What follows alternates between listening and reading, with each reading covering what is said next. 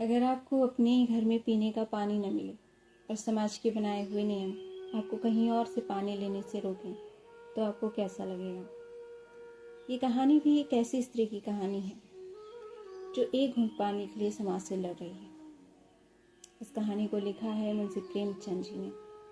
इस कहानी के माध्यम से मुंशी प्रेमचंद जी ने छुआछूत और जातिवाद जैसी कुरीतियों पर करारा प्रहार किया है।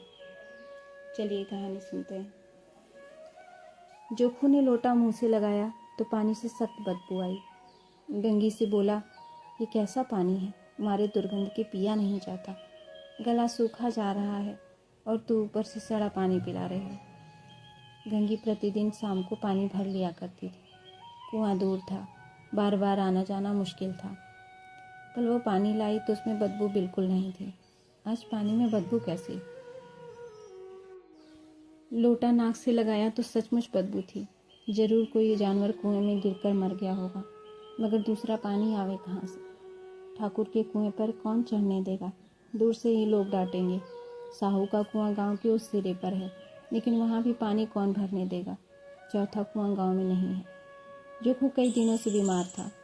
कुछ देर तो प्यास रोके चुप पड़ा रहा, फिर बोला, अब तुम्हारे प्यास की रहा नहीं जाता, ला इसी पानी को दे, नाक बंद करके थोड़ी पी लूं।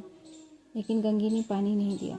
वह इतना तो जानती थी कि पानी खराब पीने से बीमारी और बढ़ जाएगी, लेकिन वह यह नहीं जानती थी कि पानी को उबाल देने से उसकी खराबी जाती रहती है। बोली, इससे पानी को कैसे पियोगे? न जाने कौन सा जानवर मर पड़ा है, मैं दूसरे कुएं से पानी ला देती हूँ। यह सुनकर जोखू ने उसकी तरफ आश्चर्य से देखा और बोला, दूसरा पानी कहाँ से लाएगी? गंगी बोली, ठाकुर और साहू के 2 कुएं तो हैं, क्या वे एक लोटा पानी भी नहीं भरने देंगे? जोखू बोला, हाथ पांव तोड़वाने का इरादा है क्या? चुपचाप बैठी रह, ब्राह्मण देवता आशीर्वाद देंगे, ठाकुर लाठी मारेंगे, साहू जी 1 के 5 लेंगे। गरीबों का दर्द कौन समझता है? अगर हम मर भी जाते हैं तो कोई द्वार पर झांकने तक नहीं आएगा।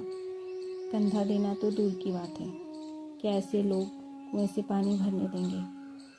इन शब्दों में कड़वा सत्य था। गंगी क्या जवाब देती? फिर भी उसने वह बदबूदार पानी पीने को न दिया। रात का समय था। सारे मजदूर थके मांदे सो चुके थे। ठाकुर के दरवाजे पर 10-5 बेफिक्रे जमा थे। मैदानी बहादुरी का न तो अब जमाना रहा न मौका। कानूनी बहादुरी की बातें हो रही थी। कितनी होशियारी से ठाकुर ने थानेदार को एक खास मुकदमे में रिश्वत दी थी और साफ निकल गए थे।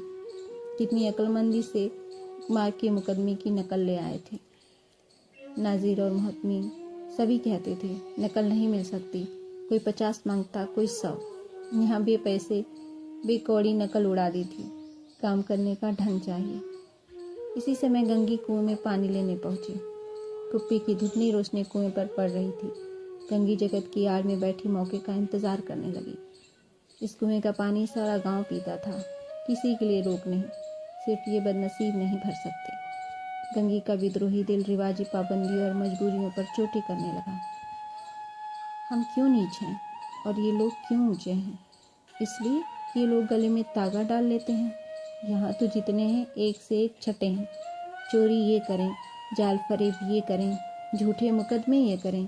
अभी इस ठाकुर ने तो उस दिन बेचारे गडरी की भेड़ चुरा ली और बाद में मारकर खा गया था।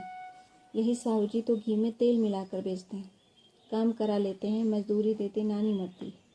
किस बात में है हमसे ऊंचे? हाँ, मुंह में जरूर हमसे ऊंचे हैं। हम गली गली चिल्लाते नहीं कि हम ऊंचे हैं, हम ऊंचे हैं। कभी गांव में आ जाती हूँ तो रसभरी आंखों से देखने लगते हैं, जैसे सबकी छाती पर सांप लौटने लगता है। लेकिन घमंड यह है कि हम ऊंचे हैं। गंगी ने विचारों में खोई हुई थी कि तभी कुएं पर किसी के आने की आहट हुई। गंगी का दिल धड़कने लगा, कहीं देख ले तो गजब हो जाए। उसने जल्दी से खड़ा और रस्सी उठा ली। चुपचाप झुककर चलती हुई एक पेड़ के अंधेरे साए में जा खड़ी हुई। कब इन लोगों को दया आती है किसी पर? बेचारे मंगू को इतना मारा कि महीनों लहू थूकता रहा, इसलिए कि उसने बेगार न दी थी। उस पर ये लोग ऊंचा बनते हैं। तभी उसने देखा कि कुएं पर 2 स्त्रियां पानी भरने आ रही हैं। दोनों आपस में बातें कर रही थी। पहली, खाना खाने चले और हुक्म हुआ कि ताज़ा पानी भर लाओ, घड़े के लिए पैसे नहीं हैं। दूसरी, हम लोगों को आराम से बैठ देखकर जैसे मर्दों को जलन होती है। कहली, हाँ, यह तो न हुआ कि कलसिया उठाकर भर लाती, बस हुक्म चला दिया कि ताज़ा पानी भर लाओ, जैसे हम लौंडिया ही तो हैं। दूसरी, लौंडिया नहीं तो और क्या हो तुम?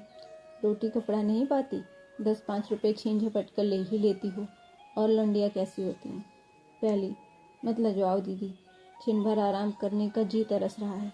इतना काम किसी दूसरे के घर कर देती तो इससे कहीं आराम से रहती। ऊपर से वह एहसान मानता, यहाँ काम करते करते मर जाओ, लेकिन किसी का मुंह ही नहीं सीधा होता। जब दोनों स्त्रियां पानी भरकर चली गईं तो गंगी वृक्ष की छाया से निकली और कुएं के जगत के पास आई। बेफिक्रे चले गए थे। ठाकुर भी दरवाजा बंद कर आंगन में सोने जा रहे थे। गंगी ने क्षणिक सुख की सांस ली। किसी तरह मैदान तो साफ हुआ। अमृत चुरा लाने के लिए जो राजकुमार किसी जमाने में गया था, वह भी शायद इतनी सावधानी के साथ समझ बूझ कर न गया होगा। गंगी दबे पांव कुएं की जगत पर चढ़ी।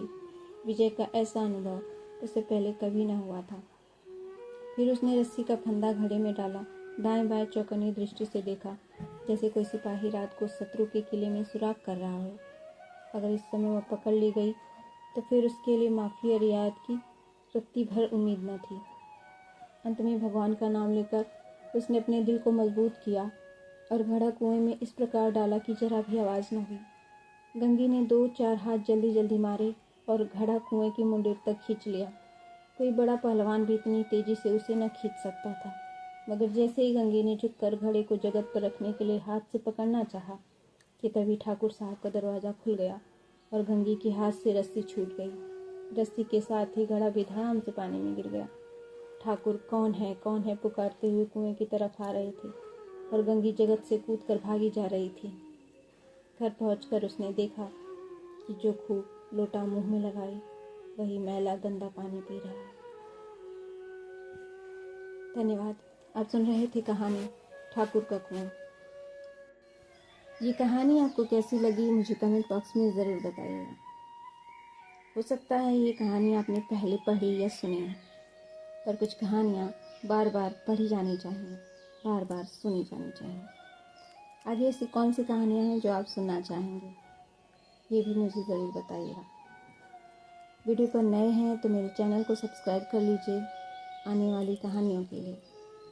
मिलते हैं नई कहानी के साथ, तब तक के लिए नमस्कार।